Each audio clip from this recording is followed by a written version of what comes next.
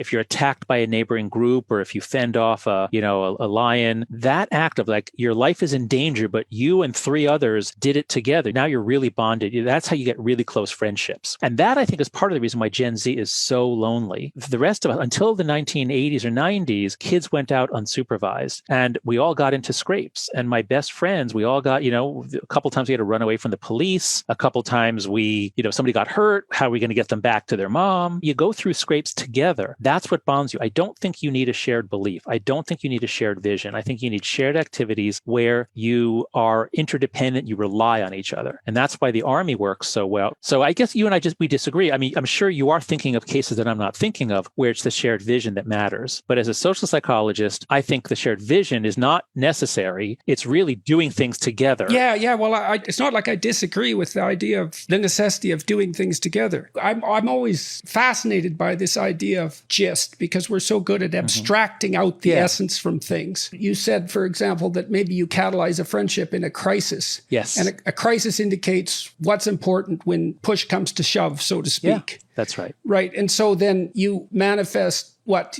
self-sacrificing behavior in the face of danger, something like that. Well, I would say it's not what's important, it's who's important. It shows you who's important, who's on your team, right, but you're bound who's to. important would be willing to do that. Yeah. They put themselves at risk for you, something like that. So that's self-sacrificing behavior. And it does that seem reasonable? Yeah, it does. It does. Even in an office. I did work in an office for 2 years in between undergrad and grad school. I was a computer programmer for the government, and we had a really bad boss. And I'm still bonded to my coworkers. We suffered together. We intrigued and plotted together. We did things together. And we were very diverse ethnically and somewhat politically, but we all went through this thing together and worked together.